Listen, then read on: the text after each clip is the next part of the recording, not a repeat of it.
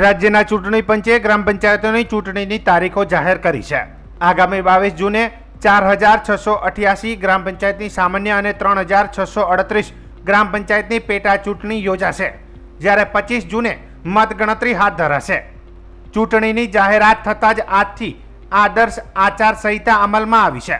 મુખ્ય ચૂંટણી અધિકારી ડોક્ટર એસ મુરલી કૃષ્ણાએ જણાવ્યું કે ચૂંટણી માટેનું જાહેરનામું 2 જૂને પ્રસિદ્ધ કરાશે. ઉમેદવારો 9 જૂન સુધી ઉમેદવારી પત્ર ભરી શકશે.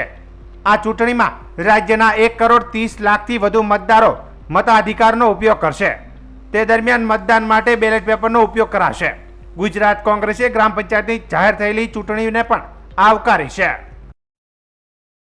ફોટો સાથેના પાસપોર્ટ, ફોટો સાથેના ડ્રાઇવિંગ લાયસન્સ, ફોટો સાથેના પેન કાર્ડ, રાજ્ય સરકાર કેન્દ્ર સરકાર જાહેર શાસકો દ્વારા આપવામાં આવેલા ફોટો સાથેના ઓળખ કાર્ડ, પબ્લિક સેક્ટર બેંકો, પોસ્ટ ઓફિસ તરફથી આપવામાં આવતી ફોટો સાથેના પાસબુક, અનુસૂચિત જાતિ, અનુસૂચિત જનજાતિ, પછાત વર્ગના સક્ષમ અધિકારીનો ફોટો સાથેના પ્રમાણપત્ર, ફોટો સાથેના પેન્શન પ્રમાણપત્ર જેવા માજી સૈનિકોની pension book, pension payment order, માજી સૈનિકોની વિધવા આશ્રિતોના પ્રમાણપત્રો, મોટી ઉંમરના વ્યક્તિઓના પેન્શન માટે ઓર્ડર વગેરે, અને કેન્દ્ર સરકાર અને સરકાર દ્વારા આપવામાં આવેલી સ્વતંત્ર સૈનિકના ફોટો સાથેના ઓળખ કાર્ડ, ફોટો સાથેના હથિયારોની લાયસન્સની પુરાવા, સક્ષમ અધિકારી દ્વારા આપવામાં આવેલા વિકલાંગ ફોટો સાથેનું પ્રમાણપત્ર, રાષ્ટ્રીય ગ્રામીણ રોજગાર નરેગાની ફોટોવાળી પ્રમાણપત્ર, કર્મચારી રાજ્ય વીમા યોજના ESIના સાથે આપેલા ફોટો સાથેના કાર્ડ, નેશનલ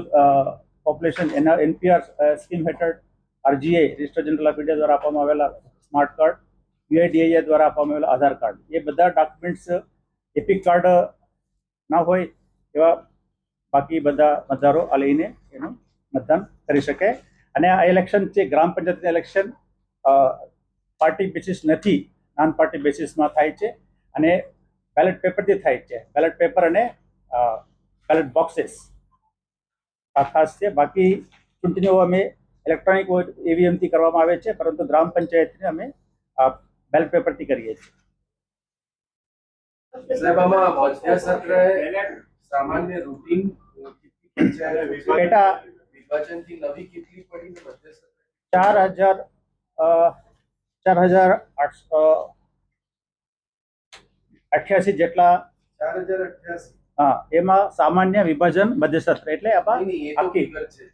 એમાંથી સામાન્ય કેટલી વિભાજનથી નવી અસ્તિત્વમાં આવી કેટલી મધ્ય સત્ર એ આપીશું, આપણે બેકઅપ આપી દઈશું. અને પેટામાં 3,637 પેટાનું આપનું જે વિભાજન સામાન્ય બ્રેકઅપ આપી દઈશું. બીજું બ્રેકઅપ એ જોઈએ છે કે 12 વોટથી વધુ હોય એવી પંચાયતો કેટલી છે, 13 વોટથી વધારે હોય એ પંચાયત, 12 વોટ સુધીની કેટલી, 13 વોટથી વધુની કેટલી. ઠીક છે, આપી દઈશું. કોણ આપશે? અમે આપીશું. અને બીજું એક સેકન્ડ હું મારું બતાવી દઉં. હા, બીજું એક બતાવો કેટલી બેઠકો છે, બેઠક અને કેટલા સરપંચોનું ઇલેક્શન કરી રહ્યા બેઠક નામ આપી ટોટલ વોર્ડ કેટલા છે અને સરપંચો કેટલા ઇલેક્ટેડ કરી રહ્યા કાર્ડ આપી દઈશું. સર 22મી જૂન છે, ચોમાસાની શરૂઆત થઈ ચૂકી હશે. આ હા, પૂછ એને 50 આપીશ. કાંઈ વાંધો નથી. પૂછી લો. પછીની અત્યારે કેટલા વોર્ડ છે મહત્વની બાબત છે. અહીં આપી દઈશ, આપી દઈશ.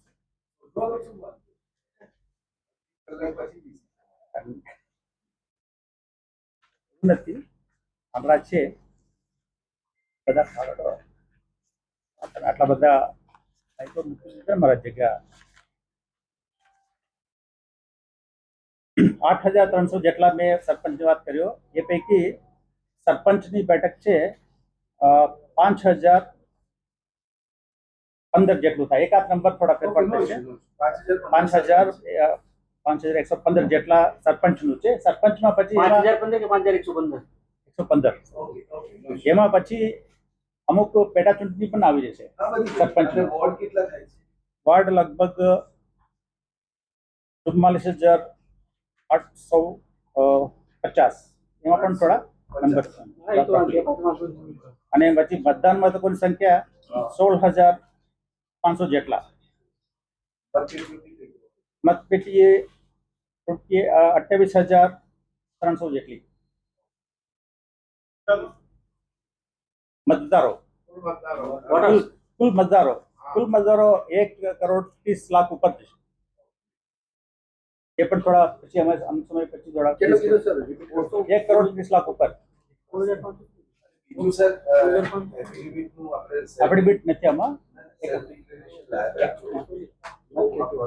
ના 2006 જયારે એફિડેવિટનો સુધારો કાયદો આવ્યો ને તરત જ ત્યારે અમેન્ડમેન્ટ આવીને નોટિફિકેશન બહાર સરકારે 2006 નું 10/10/2006 લગભગ નોટિફિકેશન અને આમાંથી મહિલાઓ માટે 50% જ છે ને બધાનો.